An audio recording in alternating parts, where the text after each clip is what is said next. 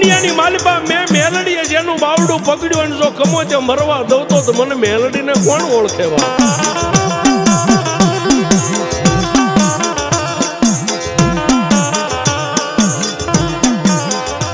કાનિયો જોગીને માં મેલડી આવી રક્ષક વાત કરતા કરતા ગામની બહાર નીકળ્યા. બજાર જ્યાં પૂરી થઈને સામે વડ દેખાણો.